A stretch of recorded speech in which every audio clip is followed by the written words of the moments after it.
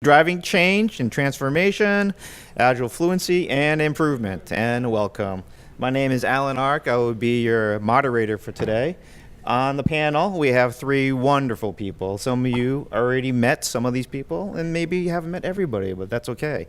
This is going to be your chance to ask your questions today, right here, right now, with three experts.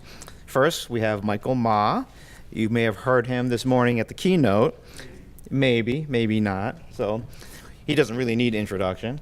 Les Grove is in the middle. Les is an Agile project manager and leads the Agile Coaching Center of Excellence at Catalyte. He has been a true friend for PNSQC for many, many years. And on the far side is Diana Larsen, world famous author, also local Portlander, so it's great to have you here again, Diana. Currently, she is working with the Agile Open Initiative and doing some work with the Agile Fluency model. So what we're going to do is I'm going to be wandering the crowd. If you have a question, please raise your hand. We're going to be using the catch box, so we can get all of your questions out loud and on the video. It would be awesome if you stand up, use the catch box, introduce yourself, and then you can ask your question. All right. So who wants to go first? Any questions from the crowd? Otherwise, I'm going to go. All right. Question. Is this on? Hello? Is this on? Okay. First question would be, all right. How can you drive change without a clearly defined champion? Oh, chuckles from the crowd. Hit a nerve.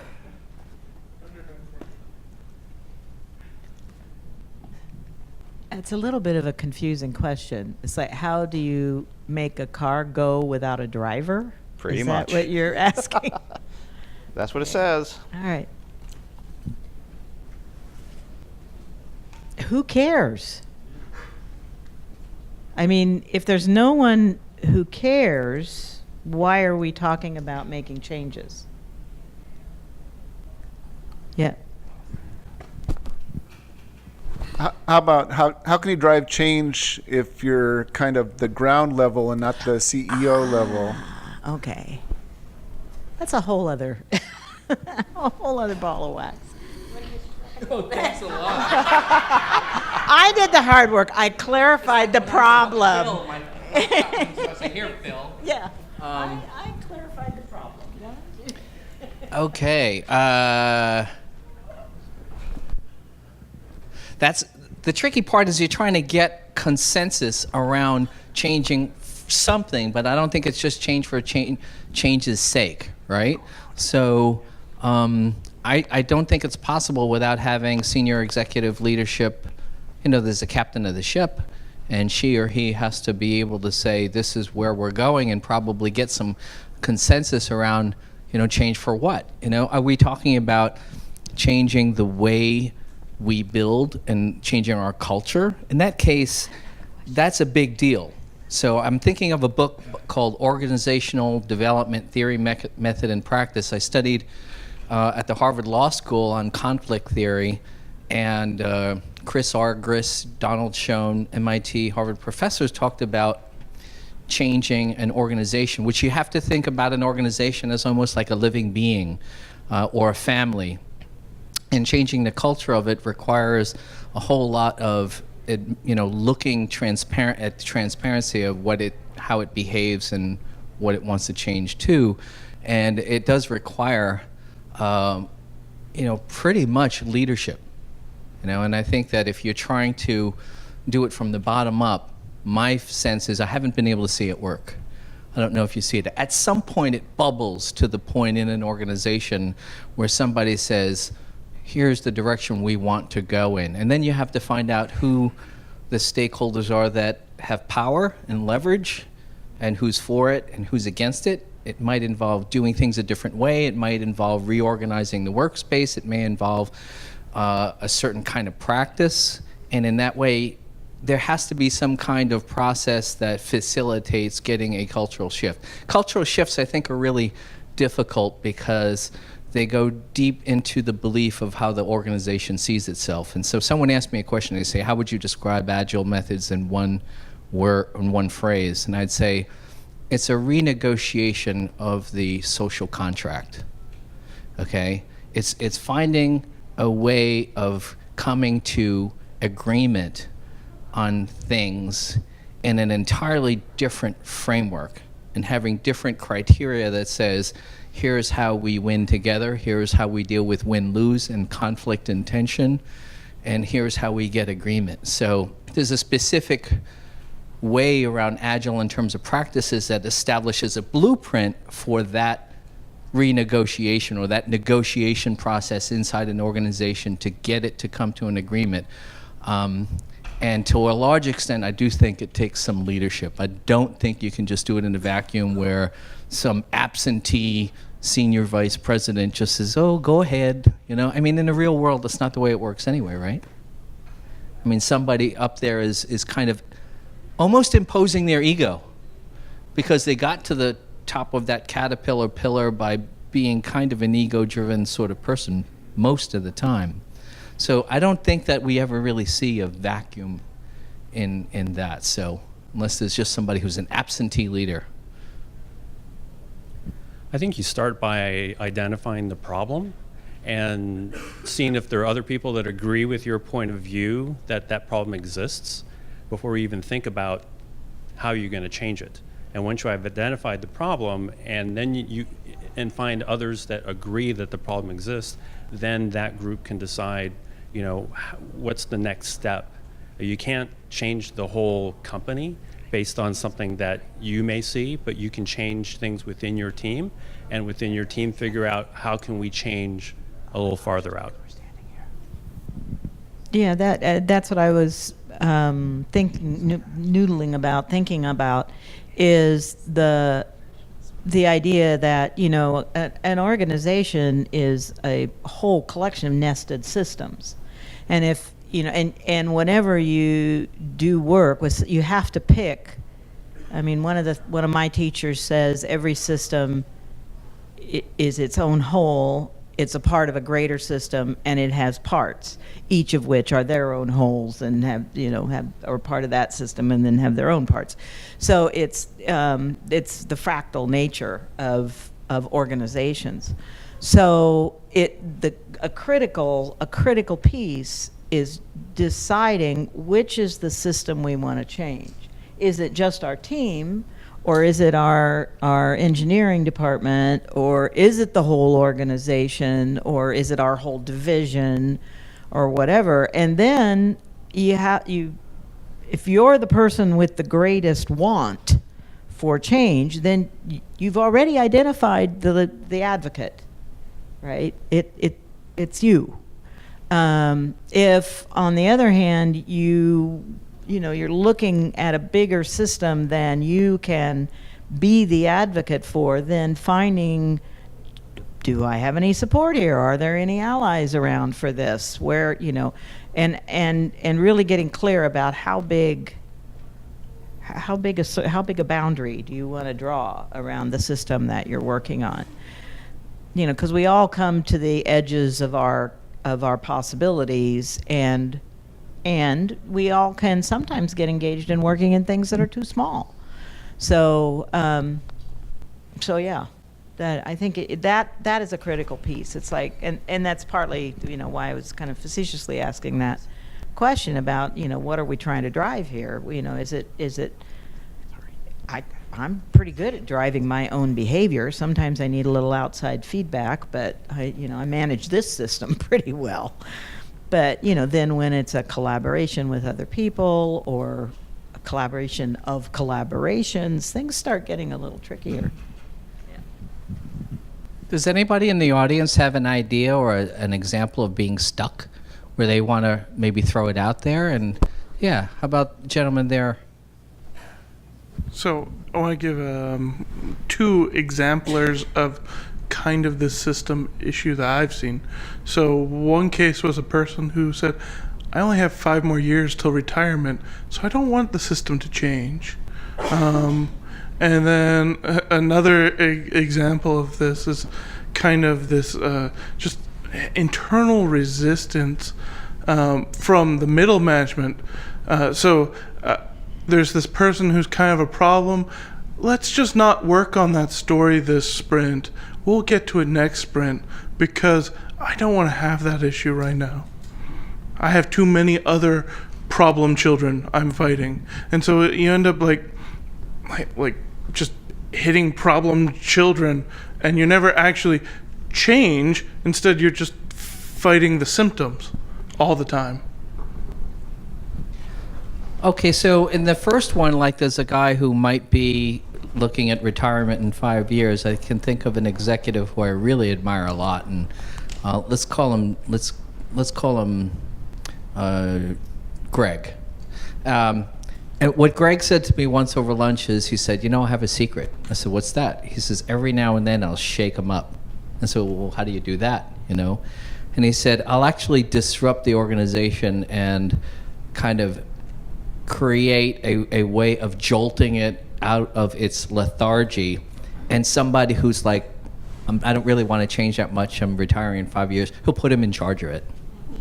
Okay? So then that person actually becomes a stakeholder by assignment, and then Greg kind of has him report to him to kind of say, let me know where you're going to be, what's your roadmap on this sort of thing. And it works. I've seen him do that, and he's kind of shared with me on the side, that guy's not going to know what to do with this, but it's going to be interesting to see the shake up the system. So there's kind of a stagnation that Greg wants to always avoid and watch for when a system becomes lethargic, and he'll actually be an outside agent to kind of jolt it. And sometimes it might be that he's going to be driving another initiative and reporting to the new president about what they're going to do, and then he'll get people to move behind it, and then he'll stay on top of it, but he'll have the guy who's maybe it's kind of like the weakest link in your chain is going to be what slows you down the most, right? So he puts that person right in the front hot seat. It's actually pretty brilliant from what I've seen. He knows how to work an organization that way as a leader. But again, it gets back to, there's got to be somebody who has some kind of real creativity as a leader and uses things like that. So maybe that helps with, the idea of somebody being lethargic. Right? I'll go ahead and tell a story. I don't know if it's applicable, but about 9 years ago, I was working at I was hired by the Oregon Employment Department. Middle of the Great Recession, the employment offices were jam-packed full of people, and I was hired to get more people through the employment offices. And so what they were doing is they were scheduling people, and when the schedule ran out, they just stopped inviting people. So there were people that weren't coming in employment offices, and they wanted me to not only bring everybody in, but tie their unemployment benefits to coming into the office. And thank you. And what we did was we said, well, there were a lot of resistance because a lot of offices were just afraid they were just going to get swamped on Friday afternoon. I told them, hey, let's just try it in a small office and see what happens. And once they saw their fears weren't happening, that people weren't showing up at 4 o'clock on Friday afternoon, and that the office was able to handle it and things kind of evened out rather than being, hills and valleys, then we ran it across statewide, and it was a success.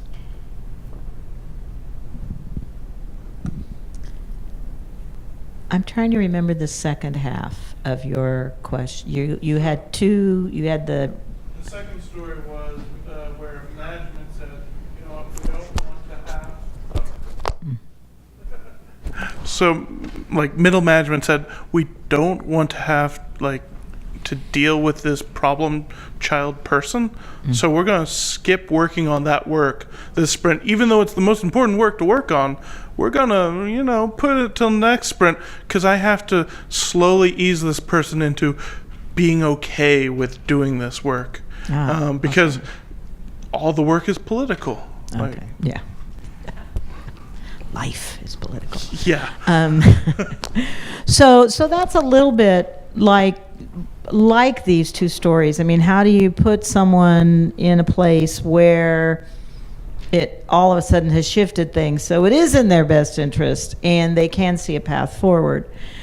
The part of that story that was interesting to me was the thing that I see managers do a lot, and why I believe in good management coaching, because a lot of people end up in management roles because they were good at something else, right? And we don't, I think, give enough acknowledgement to the fact that a management role at any level, and particularly in the middle of the organization, has a particular set of skills that go with it. And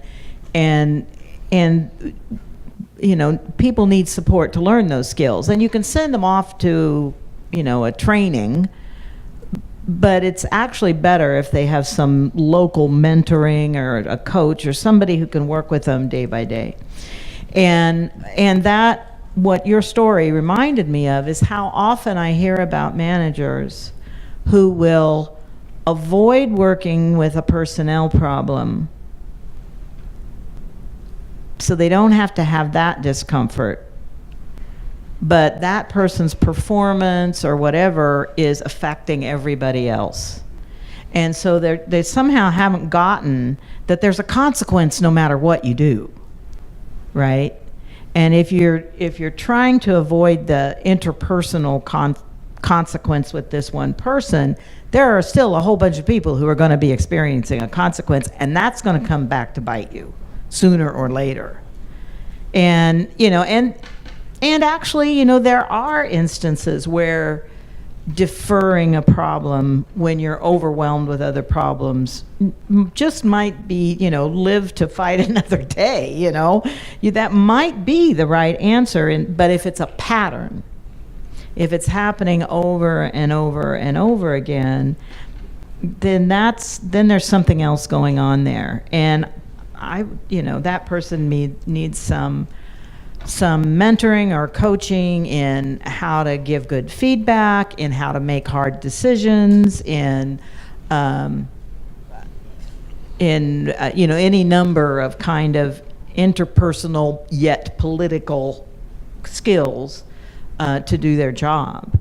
And you know, I have huge compassion for people in middle management, particularly when there's a change rolling down the road, right?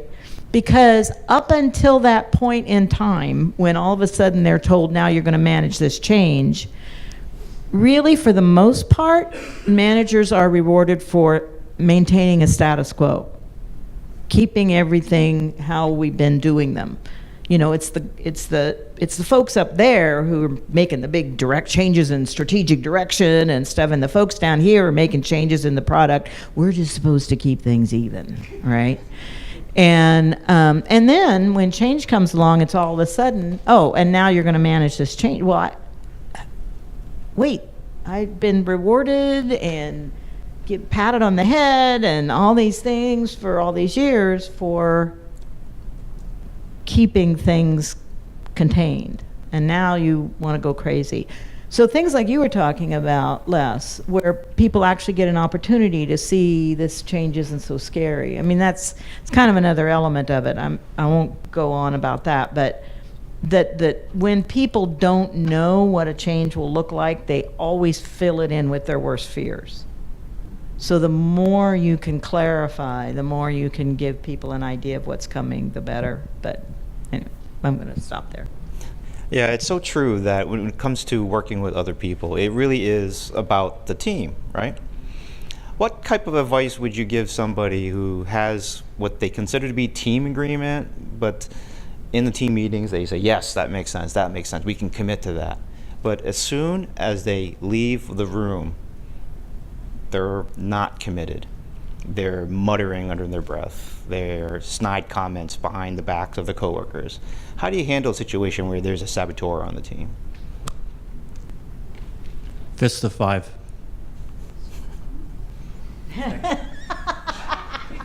do people know what the fist of five is? Yeah. Right. So the saboteur, if he's given five. Lots don't. So tell them. So a fist of five is when a team is making a commitment. They basically put up 5 fingers if they are, completely dedicated to this commitment. 4, 3, 2, 1 if they think this is a complete failure.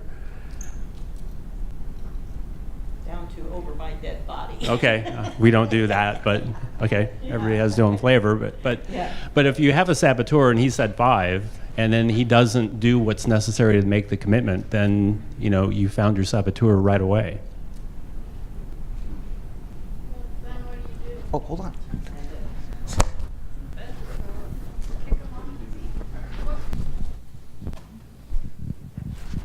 What do you do then? Just kick them off the team? Or Well, I'd say what I've seen done is, first of all, as a consultant, I don't really have the jurisdiction to be able to. I mean, I could point it out to a team lead or a division manager or a group leader, and then what's the best that I've seen them do? They reassign that person. You're if you're a manager, you got to manage. At some point, this is not a democracy completely, and you say, I'm going to be moving somebody else into that role, and you're going to be moving out. So either get on board or get out of the way is sometimes required and appropriate in that case. Because if the team's well-being and being able to get the boat from this side of the river to that side of the river requires that everybody really work in concert together and in sync, and is somebody rowing the opposite way or shooting a hole in the bottom of the boat, you're out. So I do think that the best way I've seen it that's less brute force is you simply bring somebody and add more responsibility to somebody who, would take over what that person should be doing, and just try to get it moving. And sometimes it's having that difficult conversation, face to face. You got to come into my office, and there's a wonderful book called Difficult Conversations: How to Discuss What Matters Most. The authors are Sheen, Stone, and third author. It'll come to me in a second. But it talks about difficult conversations are comprised of 3 simultaneous conversations at the same time.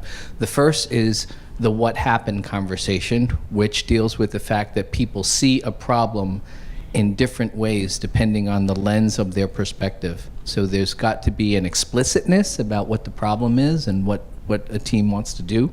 And that's item 1. Item 2, the third author is Bruce Patton, is dealing with emotions. So having the emotional intelligence to have that difficult conversation that says, listen, as the group leader here, as the exec, I'm frustrated with the fact that we have a saboteur energy going on, and if you're not transparent about what your real wishes are and what you want to do here, then we need to have a really frank conversation about how I feel about that, and I'm the boss, and what's going on with you, and invite conversations about how that person may be feeling. And so that's something that's not classically in the comfort space of a tech manager, right? Speaking about emotions and feelings. But if they're not dealt with, they're dealt with, feelings leak in, and they wind up being problematic because of what's not expressed as opposed to what's expressed. And then the final element of difficult conversations is something called the identity conversation. So when someone is really digging in, over my dead body sort of thing, it's usually because they're threatened in a very deep way, that their very sense of being is being threatened in some way. So an identity quake that happens when somebody gets to be digging in is typically around how they're seen by a group. Like, I value myself, for example, as being seen as generous. So if someone accuses me of being stingy or cheap, it goes right to the heart of how I see myself, and I'll defend it very vigorously. In the workspace, it has to do with, typically people feel a sense of being either very competent and seen that way and rewarded, and the flip of it in the identity quake is incompetent. So if someone feels threatened with being either exposed or being branded or revealed as incompetent or incapable, sometimes they'll fight that, over my dead body sort of thing and try to prove competence. And if it's going against, something's going against their way, they may wind up grinding the gears with the team because there's an identity conversation going on about that. So it's not an easy quick fix, but it requires, I think, a fluency as a manager about dealing with the human side of getting collaboration and cooperation among a team. And that's a learned skill. So for some people, it's kind of innate. So if you actually did some training in the art of the difficult conversation, you can get better at it. And some people are not good at it, and they just are not naturally a good tennis player, or a pilot or something like that, or a good driver or something like that. So that's when it's kind of tricky. But these are skills that, at the end of the day, I think, talk about the social contract among people who live and work together. And in some ways, it requires a very definitive skill.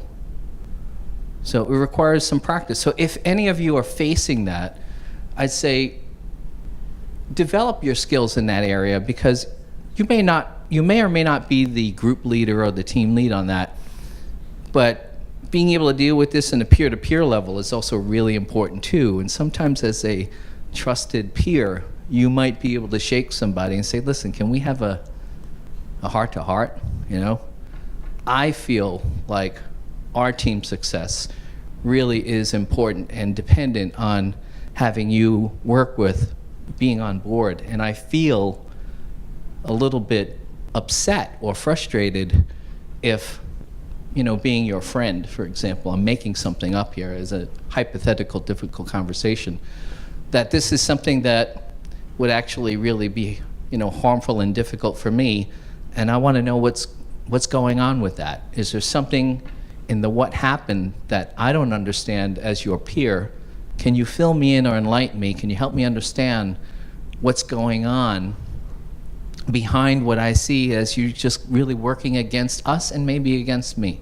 I mean, how often do we have conversations like that? It's kind of scary, right?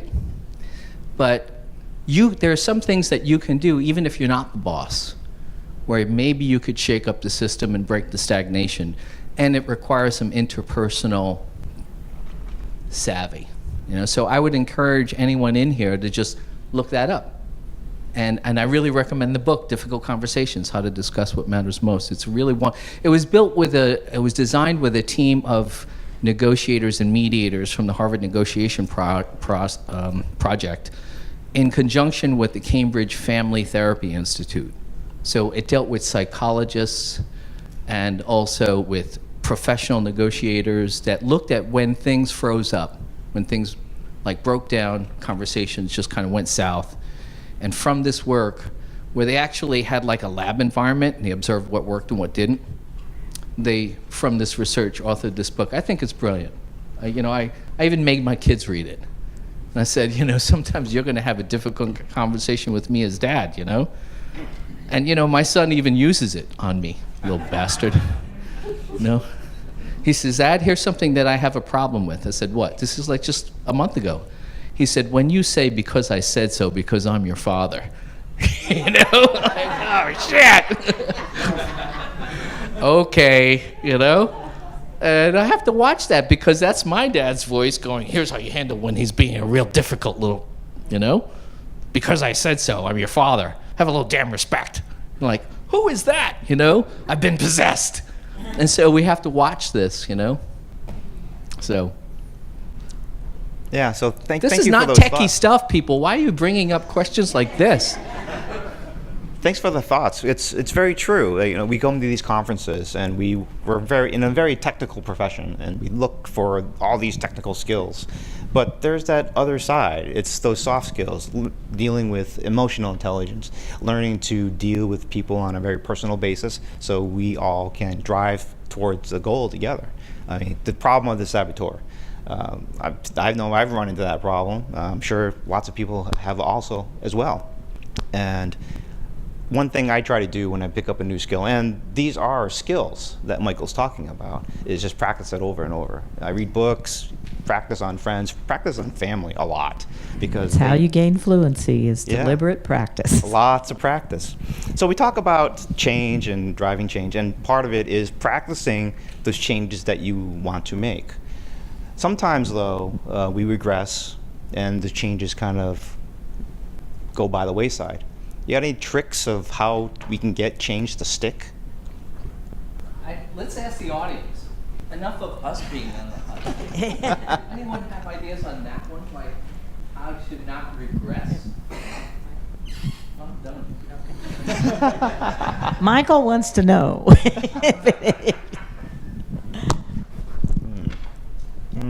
All right. Good one. I found that having feedback mechanisms in place where people get to talk about the problems they're having and come up with ideas about how to resolve these things and take the next step forward is really powerful.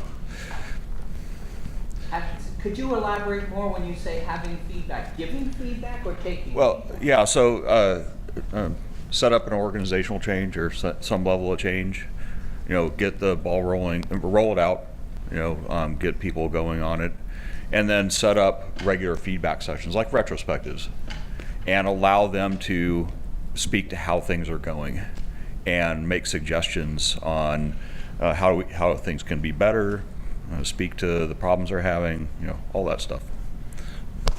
Great. And it gives them a sense of ownership in the space, right? So they're not just being told by management what to do. I second that. Hi. At my last position, my QA team that directly reported to me was dispersed across 3 different teams. And one of the things we wanted to do was get them up to a certain standard of operation, because the studio before that was just basically throwing things on a wall to see what would stick. And so to ensure that we didn't regress, I just had like an all-team retrospective that was separate from the sprint retrospectives, where we talk about like what worked, what didn't work with our current processes. I had kind of a free check from management on like, yeah, it's not working, just go do something, like change it, try and work it. So I didn't really have any resistance from higher ups, and we would just kind of look like, are our teams adopting the new practices and processes that we're putting into place, or are they just still going back and like everything snowballs on us in the last like 2 days of the sprint and we can't actually finish our stories? And what we would take from that is like we would take stuff that I would assign to my leads, and they would have to go back to their lead meetings and actually put their team to task. Like it's holding people accountable for what they're signing up for. So Great.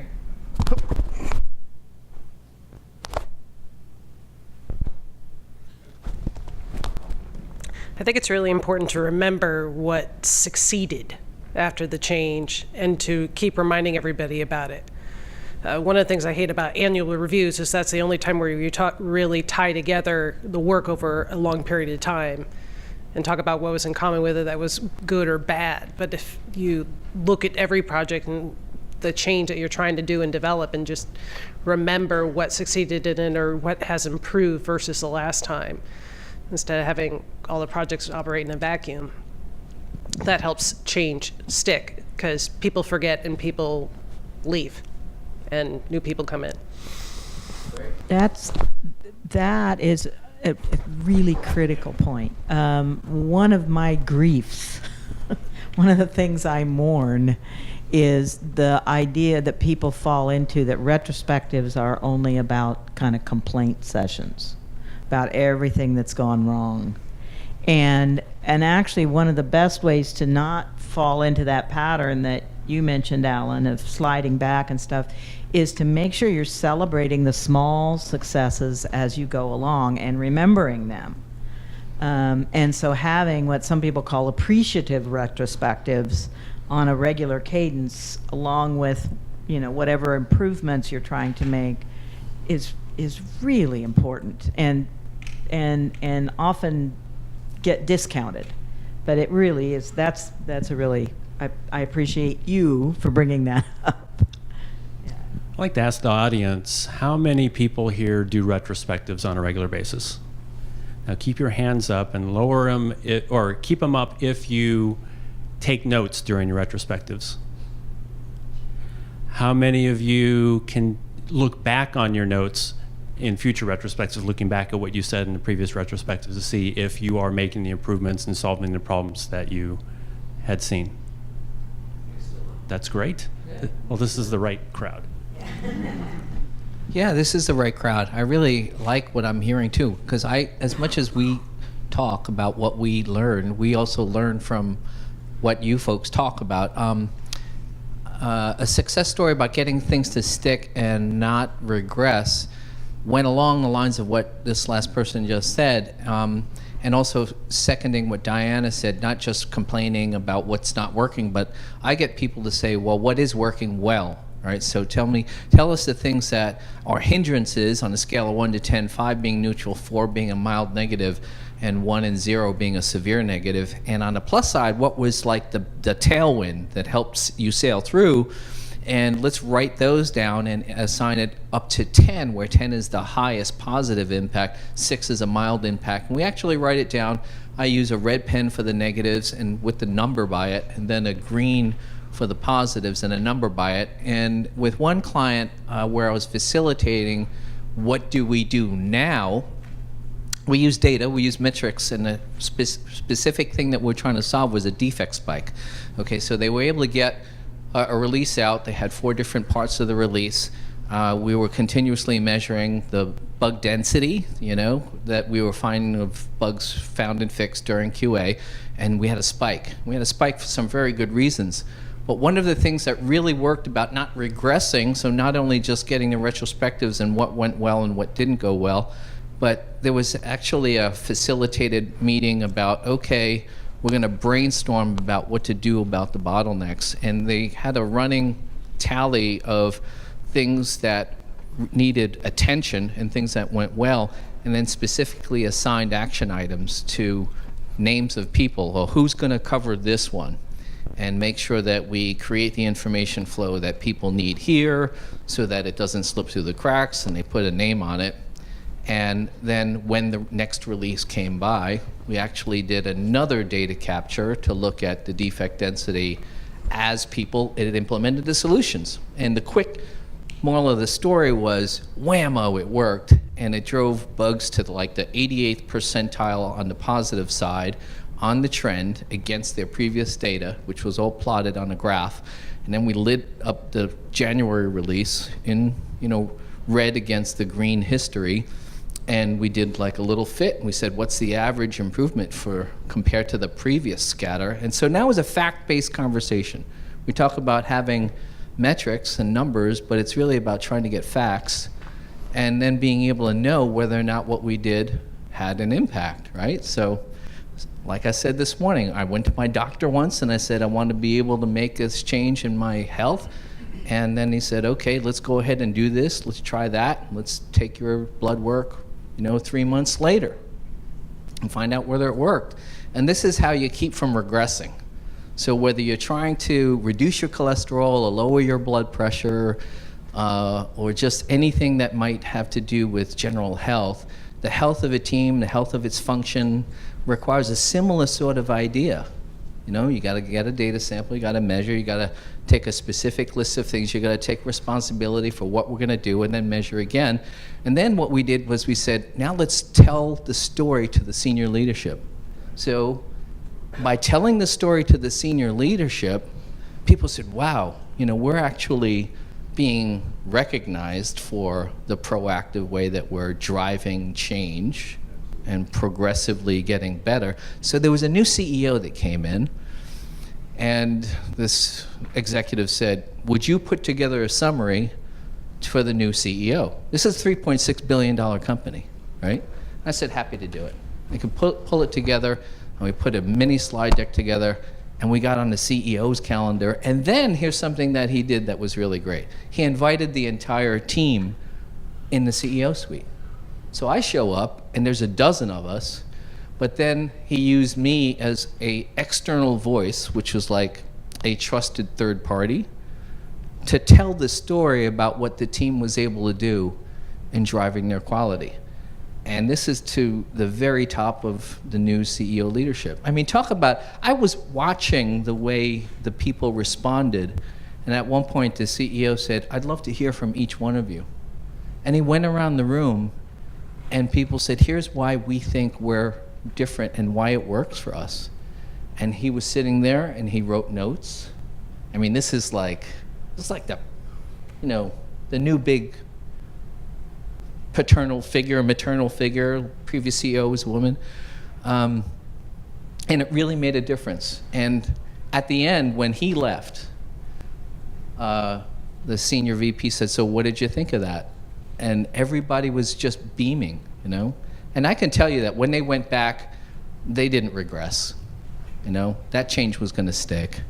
And so that's the art of using science and using management data and numbers, and then being able to use management skills and a accountable, transparent checklist, writing it down, coming back, being accountable. And, you know, I think you guys would all agree, right? This is, when we see it, it works well. This is what it looks like. Yeah, the power of the appreciations, for sure. The most times when I have seen the backsliding, it's been when a new leader comes in and nobody bothers to have that conversation. They're all too in awe or whatever of talking to that person, and they kind of look at the new way that people are doing things, and they say, "I don't understand this. I want this organization to be in a way that I'm comfortable." And so then they may regress it in some ways, but it's because that sort of thing has not happened. You know, there hasn't been that conversation about, here's where we are and here's how we got here. And yeah. We're at time, but Les, do you have any closing thoughts on this topic? I do not. These two people covered it really, really well. Okay. Well, at Duo, one thing that we do, I mean, Cisco, we just got acquired, so I'm in a little limbo right now as far as what do I call my company? Do I call it a business unit or blah, blah, blah? But my point is, at Duo, we always have a section for appreciations because it is so important to let your teammates know that you do appreciate them. You do appreciate their contributions to the team, to your life, because this is basically your second family. And with that, I would like to thank you for your participation on the panel. And I'd like to thank you all for your participation and showing up. Very nice.